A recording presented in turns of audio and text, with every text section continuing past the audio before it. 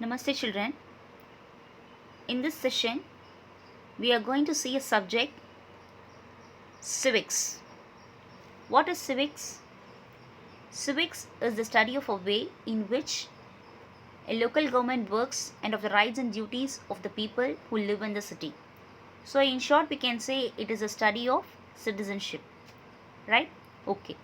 So in this subject, civics, we are going to see a lesson. The topic is, just you can think now, have you ever wondered who built the road you travel on each day? Who maintains the street lights? Who ensures that the garbage is collected from your house? And who ensures that water and electricity comes to your house? And who owns and operates the public buses and trains? At last, to whom do your parents pay tax each year? So the things which provide us with all these services are called as what? You can guess now. So what we call it as? We call it them as a government.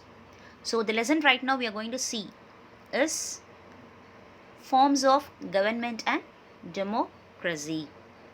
So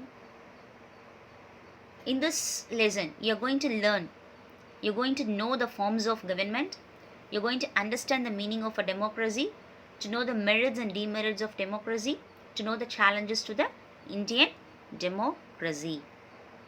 Now, what is government? What is government? Government is a group of people managing the affairs of a country is called a government.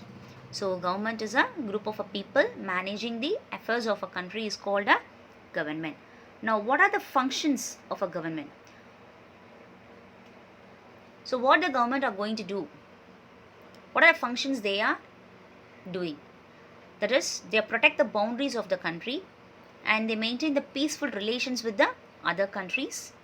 They govern the country according to the laws of the land. They build the infrastructure. Then they look after the welfare of the people by providing education and health services, and they maintain law and order. They provide aid to the people affected by the natural disasters such as flood, earthquake and etc. So these are the main functions that government is doing right now. So what are the levels of government in India we have? So when you go for the levels of government, the Indian Union is a sovereign, secular, democratic republic with a parliamentary system of government. So we have the government at the national level. We call it as a central government, and the state level, and also we have the local self-government in cities, towns and villages. So these are the three levels of government: central, state and the local self-government. So what are three organs of the government right now? So what are three organs? Legislature, executive and judiciary. So what the legislature is going to do? They are going to make the laws. So who is under the legislature? The parliament, that is the two houses, Lok Sabha and Raj Sabha. The main role is to make the laws there. Who is going to execute? Who is going to implement the law here? President, Vice President, Prime Minister and the Council of Ministers. So under judiciary, they make sure that the laws are obeyed. So under judiciary we have Supreme Court, High Court. So these are the three organs of the government. So let us see the meaning of a government now. So government is a body that governs or administers a political unit like a country or state. So they has the authority to make laws, settle disputes and they maintain security and enforce the public order and discipline also. Today we can say that many countries of the world, they follow different types of governments, but the modern world prefers a democracy. So right now we are going to see about what are the different forms of governments. So the governance of nation differs significantly based on who has power. So there are different forms of government we have. So let me list the different forms: aristocracy, monarchy, autocracy, oligarchy, theocracy, democracy and republic. So these are the different forms of government we have. So let us go in a detail. So what is aristocracy?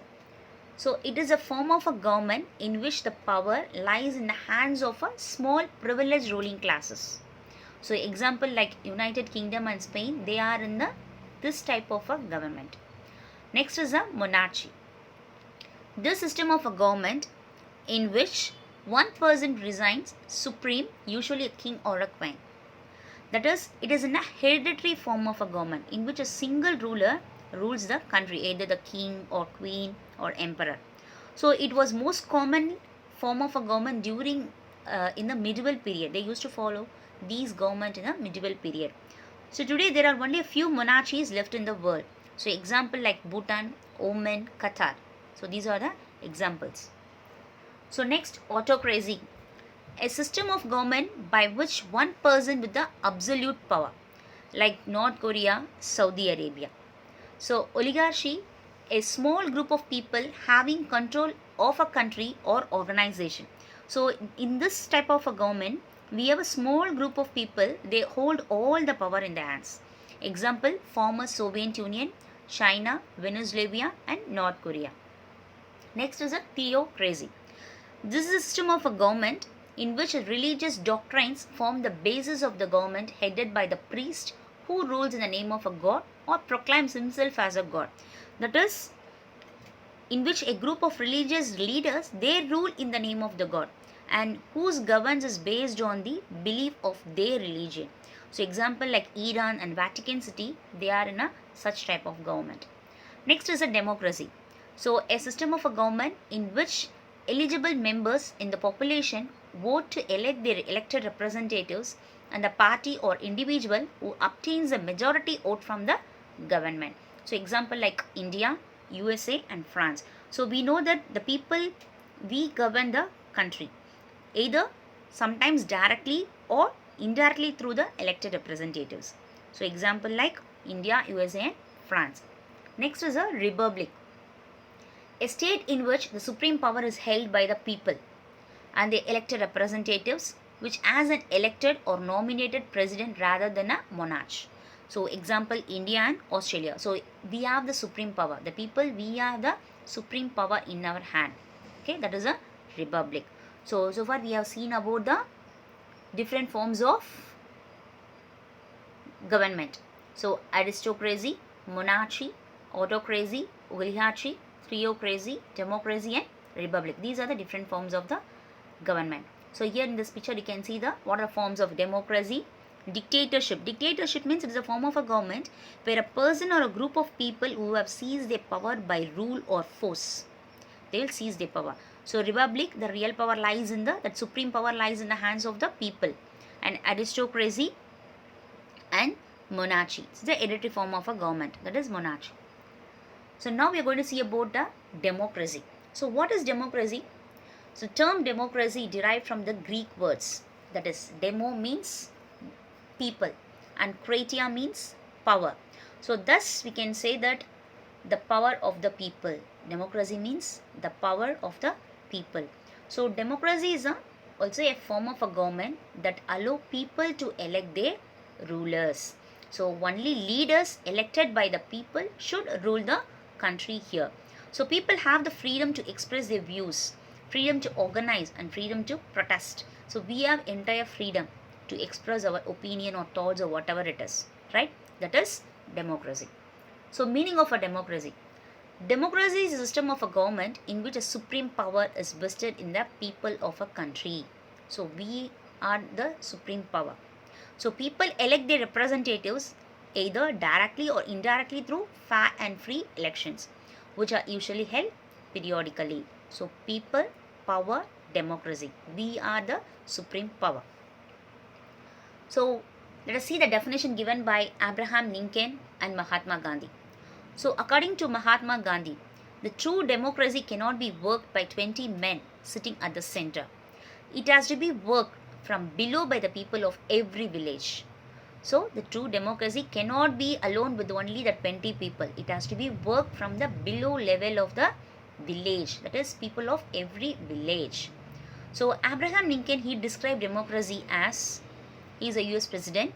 He described democracy as a government of the people, by the people, and for the people.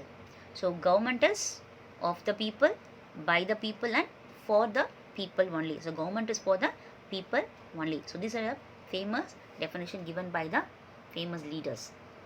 So, now let us see what are the features of democracy. So, elected representatives of the people and final decision making power to the representatives. We have the free and fair election. So, voting right is equal value to those who have attained the age of, above the age of 18, we have rights to vote. So, fundamental rights and protection of individual freedom is also given in democracy. So, these are the 4 important features of democracy. So, next we are going to see about the types of democracy. We have the 2 types of democracies. One is a direct democracy, another one is an indirect democracy or representative democracy. So, this type of democracy refers to the kind of the government or social structures which allow people to participate equally. So, when you go and see this image, so democracy is divided into direct democracy, representative democracy. So, in direct democracy, every adult citizen votes on every issue on which a decision is to be taken. So, this system works in country with a small population. So, when you go for representative democracy, most democratic countries have this form of a government where people elect their representatives and who take decisions on their behalf. Example like India, our country. We are in a representative democracy. So, when you go for the definition, when the people themselves directly express their will on public affairs, this type of democracy is called pure or direct. So, example like Switzerland, ancient Greek city states. So, representative democracy is divided into 2, parliamentary system and presidential system. So, we know that in a parliamentary system, the government is actually run by the prime minister and other ministers who are the members of the parliament, that is in legislature. So, when you go for presidential system, in this system the president is independent of the legislature and he is a head of the government. Now, let us see the definition. So, when the people express their will on public affairs through their elected representatives, such type of government is called an indirect or representative democracy. So, the prevailing system of democracy in India, USA and UK are under the indirect representative democracy. So, what are the merits of democracy? So, when you go for the merits, responsible and accountable government, then equality and fraternity, then sense of responsibility among common people, there will be a local self-government. So, development and prosperity for all the people. We have the popular sovereignty, that is a well powerful country.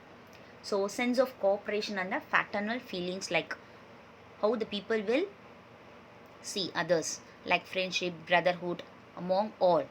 That is a fraternal feeling. So, these are the merits of democracy. Next, we are going to see about the demerits of democracy. So, indirect or representative nature of democracy, lack of interest in democratic process and hence lower turnout in the elections. So, instability in governance due to fractured mandate and delay in decision making process. These are the merits and demerits of the democracy. So far we have seen about the what is government, what are the functions of government. Then we have seen about the different types of government. So, aristocracy, monarchy, autocracy, oligarchy, theocracy, democracy and republic. And then we have seen about what is democracy. Then what are the meaning of democracy. So, what are the definitions given by the Mahatma Gandhi and Abraham Lincoln. And what are the features of democracy. And what are the types of democracy. That is direct democracy and the representative democracy. So, what are the definition given by direct democracy. And what are definition given by indirect democracy. And merits and demerits of democracy. So far we have seen about the forms of government and democracy. So, in the next session, we'll see the democracy in India. Okay, thank you, children.